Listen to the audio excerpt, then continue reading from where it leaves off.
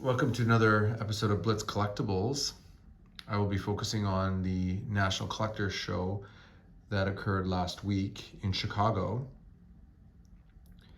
This was my fourth National Collectors Show, specifically the third time I was in Chicago, but the first time since COVID. Since COVID, there's been an injection of a large number of new collectors, and as such, the square footage of the convention center tripled in size, mostly to accommodate the changes that we're seeing or that were brought upon by COVID. This was very challenging regardless. I found myself quite congested and constantly bumping into people, and everybody was understanding, but there was a lot of congestion, no doubt. There was definitely more food available. Not like I ate there during the show, but there was definitely more food available for people to eat. The trade show that occurred Thursday night, we didn't even get into because the lineup was so long. But what happened was people would just put their cards or sit down on the ground and put their cards out for people to look at for sale and for trade. I found most of the cards were like post 2020 or 2008, 19 or 21 going forward, most very ultra modern, and this was clearly not something I was interested in. The trade show itself, which I did attend pre-COVID, was incredible. However, there was multiple trade shows after that every night in the various hotels. So you have to keep that in mind and pace yourself, as the day is quite long. There's lots of walking and you're quite exhausted by the evening, but there's so much more available during the evening and later hours that show that there may be some opportunity to get different cards, especially from all the attendees. The dealers would work with you. Cash is still king. A number of dealers would refuse to take credit card, and most would barely take PayPal, friends and family. So I found that kind of interesting. Selling was much more challenging this year than it was in the past. I found I took about 12 cards, and I was able to get rid of 10 of them, which was nice. A few of them were quite high end. I had a hobby box, 2018 Prison hobby box with me, and I tried to sell it, and to the various dealers that were claiming they were buying, and I wouldn't even get offers for it. They were just clearly not interested, as it was quite a high-end product and they felt that they couldn't move it. I finally ended up selling it to Baseball Card Exchange. DA Card World offered me, or I knew what they would offer me, so I used that as leverage, and I got a number that I was quite happy with, but it was quite frustrating trying to sell that. I didn't take any cash with me on to Chicago.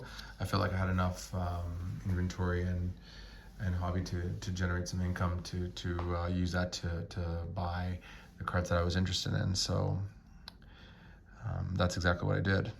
So the first night we got there, it was Wednesday, and the sneak peek occurred, and I must say again, the sneak peek was very busy. As soon as we entered, it was a huge lineup just to get our badge, which is not typical. It's usually just a walk in, get your badge, get in and see the floor.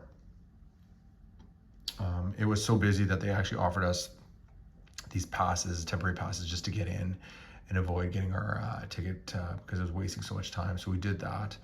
And it took us about 2 hours to look around, and again, I couldn't find anything that I liked. I was being quite selective. I had an idea of what I wanted,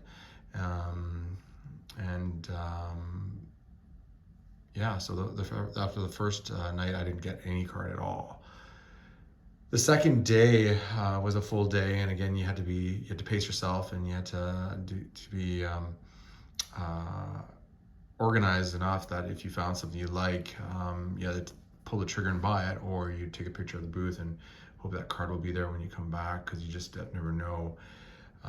So that was kind of interesting. But again, after the first day, I still didn't buy a card, which was quite atypical of me. I didn't get my first card until the trade show that night, and this is it.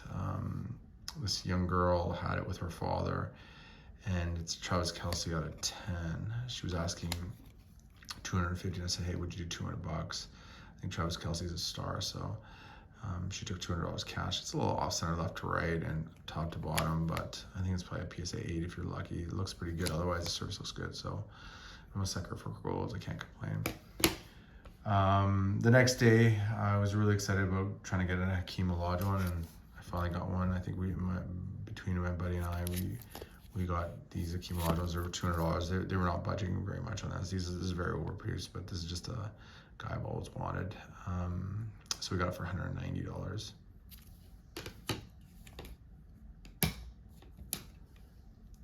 This card, DK Metcalf, auto out of 10. I kind of saw it one day. I kind of ignored it, but the price was good. He had it priced at $400, which is a really good price. I came to the hotel, and I called my son, and he's a huge Seahawks fan. I told him about this. He's like, I can't believe you didn't buy this. You need to go back and buy it. And I kind of had an idea where it was, because I did know that it was a good price. It's in pretty good shape. It's probably a little left to right off centered, but the surface is good. The corners are pretty good.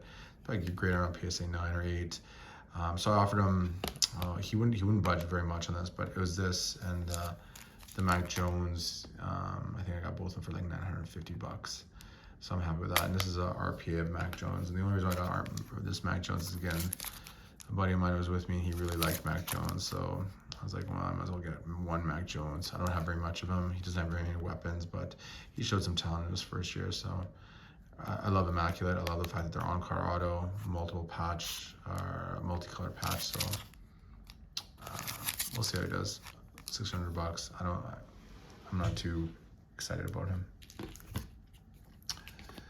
On my way out, I saw this card. It's a Giannis Antetokounmpo and Kawhi Leonard gold out of 10.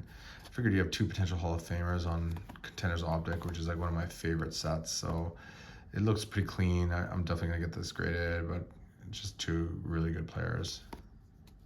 NBA 75th players, so can't go wrong. I think they were asking $400. I said, would you do $300? And they took $300.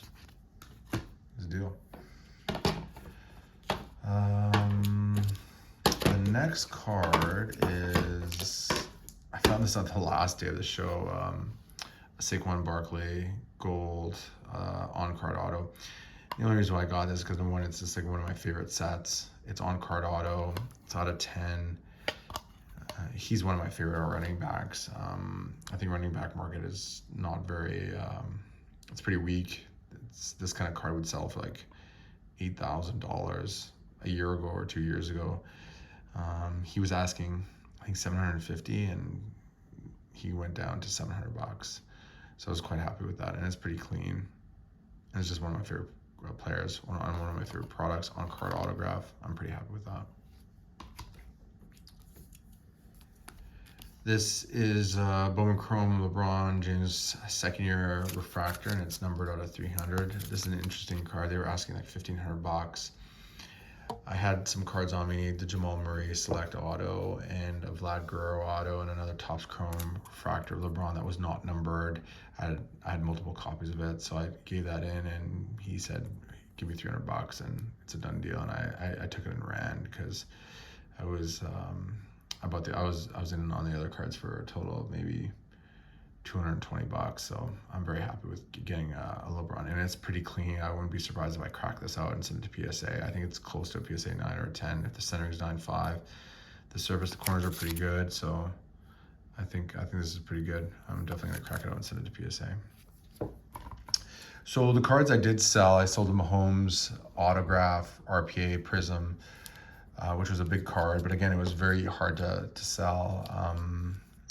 So I always feel like if I'm gonna get rid of a big name or a big piece or a big player, I need to get a big player in return. So this is a big card that I was looking at on eBay for a while, and I actually found this one. It actually has better subs. It's a quad 9.5 with a 10, or 3 9.5s and a 10. The one on eBay had 1.9 and the rest 9.5s and a 10. So this is pretty nice, and it's out of 60. It's an on-card auto of Kobe Bryant. It's just a great card, and something I've always wanted. And he was asking $3,200, and I saw it and I'm like, I have to have this. So I was like, hey man, I'll just do 2,800 cash.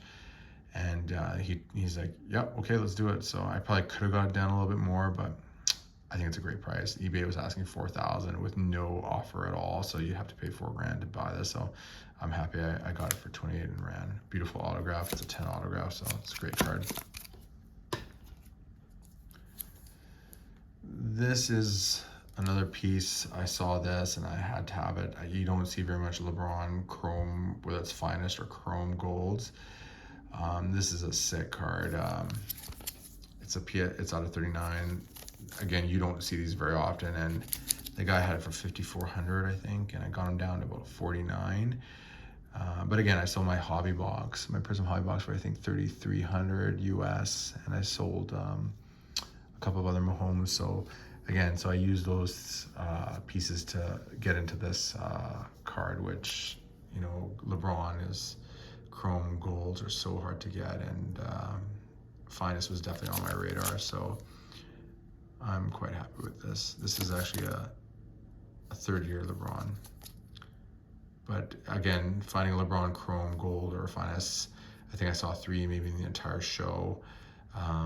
Most of them were over 20 to 30,000, which is definitely out of my range, but I was able to trade up and get this quite nicely. But overall, an amazing show. I was lucky to be there with 4 of my good buddies, and or 3 of my good buddies, and we had a blast. And it was definitely an amazing opportunity to be in the hobby and to see how the hobby is moving forward.